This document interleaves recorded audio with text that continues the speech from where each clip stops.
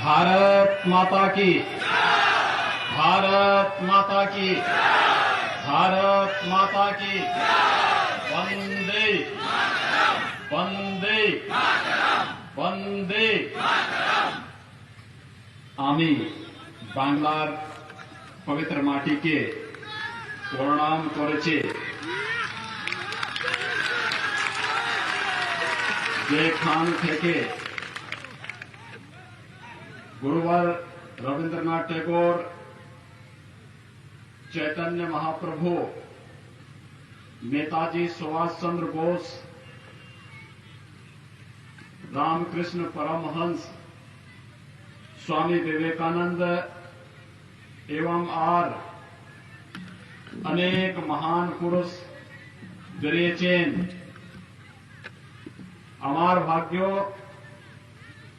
যে আমি এই মাটিতে এসছি আপনাদের কাছে।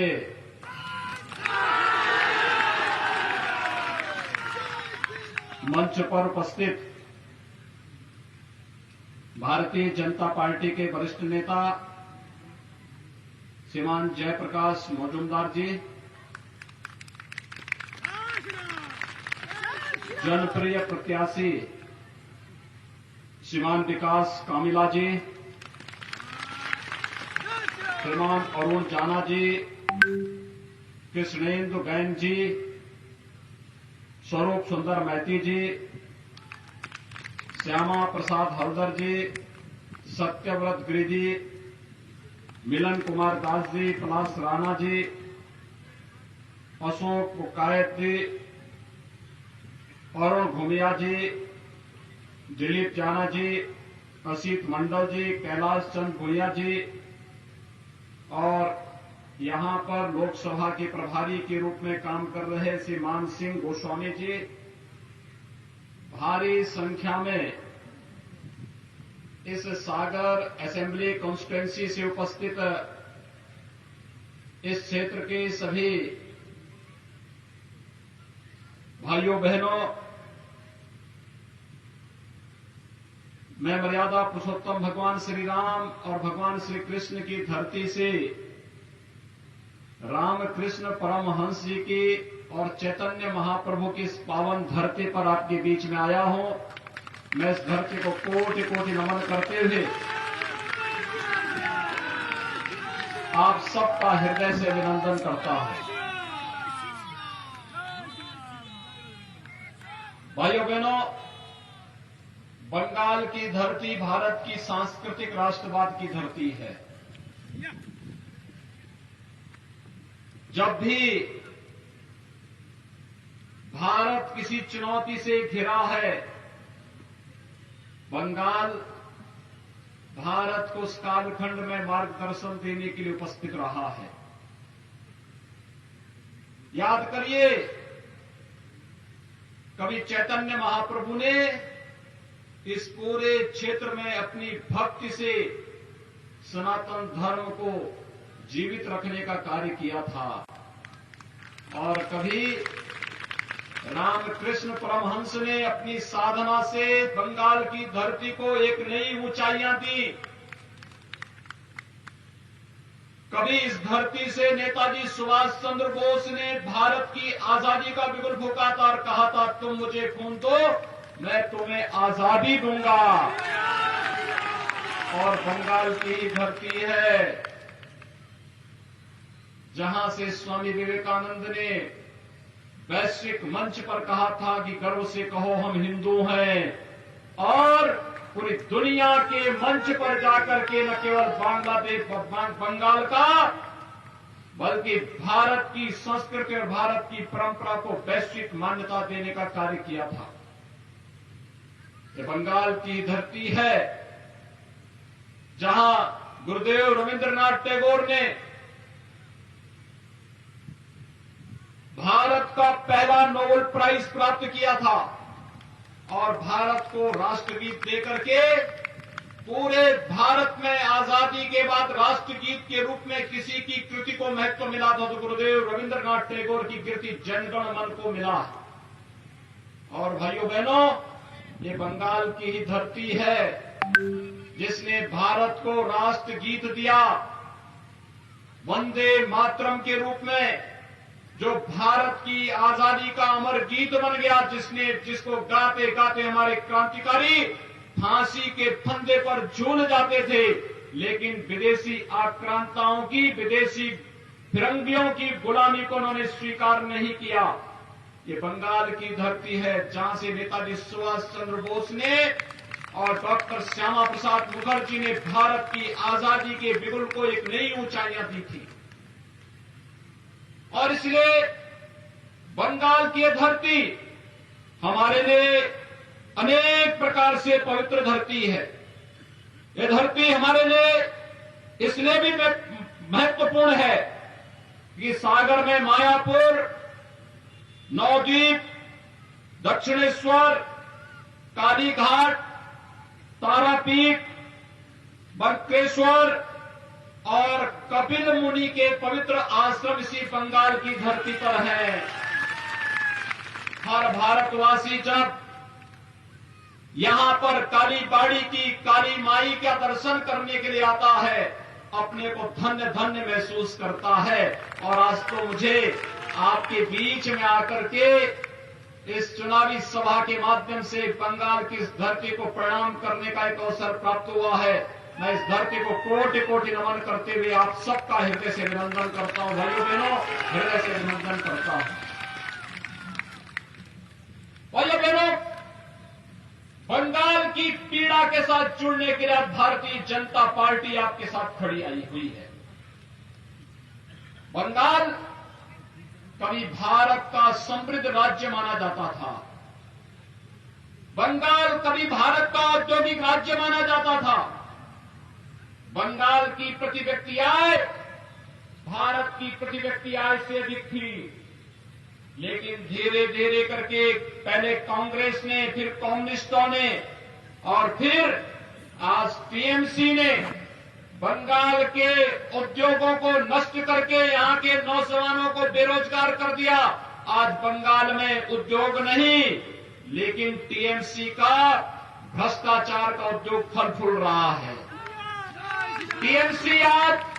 टीएमसी के गुंडे किस तरीके से यहां पर अराजकता और गुंडागर्दी का माहौल पैदा कर रहे हैं, ये किसी से छुपा हुआ नहीं है। और यही कहने के लिए मैं आया हूं। अभी 8 दिन पहले भारतीय जनता पार्टी के विस्तारक की निर्मम हत्या यहां पर हुई है और हम आपसे कहने के लिए आए हैं भाइयों बहनों, ज्यादा दिन नहीं, कुल मिलाकर के 40 दिन का समय है और 40 दिन के बाद भी आप देखना कि 35 दिन के बाद उल्टी गिनती प्रारंभ हो जाएगी टीएमसी के गुंडों की, क्योंकि तब बंगाल के अंदर तब टीएमसी की सरकार नहीं, भारतीय जनता पार्टी की सरकार होगी और इन सभी गुंडों को ढूंढ करके कानून के शिकंजे में डालने का कार्य किया जाएगा। और यही आश्वासन देने के लिए आज हम सब आपके बीच आए हैं। यहां पर न रोजगार की व्यवस्था दी, न नौकरी की व्यवस्था दी, उद्योग धंधे बंद हो गए। टीएमसी के गुंडे तोलाबाजी करके विकास के लिए आने वाले पैसे को जबरन हड़पने का काम करते हैं और यहां की जनता विकास के नाम पर देखती रह जाती है। विगत वर्ष यहां पर एक साइक्लोन आया था।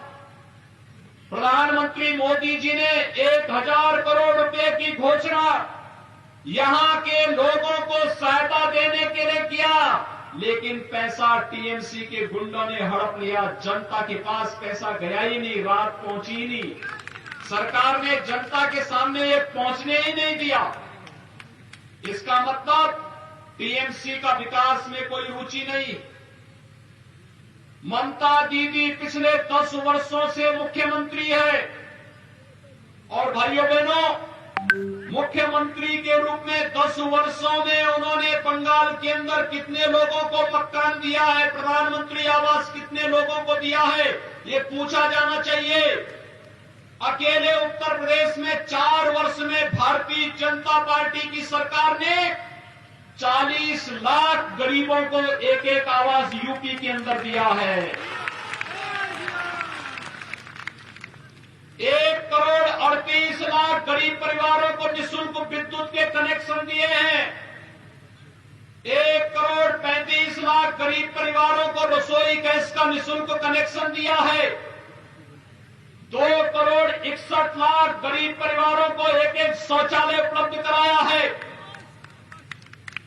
6 करोड़ लोगों को आयुष्मान भारत में 5 लाख रुपए की स्वास्थ्य बीमा का, आरोग्यता का बीमा कवर उपलब्ध करवाया है। और भाइयों बहनों, 2,42,00,000 किसान परिवारों को 6,000 रुपए सालाना प्रधानमंत्री किसान सम्मान निधि देने का काम किया है। मैं पूछना चाहता हूं ममता दीदी से, आखिर ये लाभ बंगाल की जनता को क्यों नहीं मिल पा रहा है? अगर उत्तर प्रदेश की जनता को ये लाभ मिल पा रहा है तो फिर बंगाल की जनता को ये लाभ क्यों नहीं मिल पा रहा है? कारण साफ है, टीएमसी की सरकार का लोक कल्याण में, जन कल्याण में, जनता के हितों पर कोई ध्यान नहीं है। ममता दीदी इसमें कोई रुचि नहीं लेती, उनका विकास में कोई रुचि नहीं। न हाईवे, न रेलवे, न एयरपोर्ट, न एम्स, न मेडिकल कॉलेज, ये कुछ भी दीदी नहीं बनने देगी यहां। क्योंकि दीदी को तो एक ही काम करना है। अब तो दीदी इस भगवे कपड़े से भी घबराने लग गई है। ममता दीदी को मालूम होना चाहिए कि भगवा भारतीय संस्कृति का प्रतीक है। आप सामने देख रहे होंगे भवन, और सामने एक और भवन, ये भी भगवे रंग से रंगे हुए हैं। ये भारतीय परंपरा की प्रतीक है। यही भगवा था जिसे लेकर के चैतन्य महाप्रभु भक्ति का गीत गा करके गली गली में जाकर के भक्ति का संदेश देकर के व्यापक जन जागरूक करके उस कालखंड में बंगाल को बचाने का काम किए थे। यही भगवा था जिस भगवे को पहन करके स्वामी विवेकानंद ने वैश्विक मंच पर जाकर के कहा था, गर्व से कहो हम हिंदू हैं, और हिंदू धर्म और संस्कृति की अलग दुनिया के अंदर गुजारने का काम किया था। यही भगवा है। जब सूर्य देव उगते हैं, इसी भगवा लालिमा के साथ वह एक नई जीवंतता हमें प्रदान करते हैं। और यही तो भगवा है।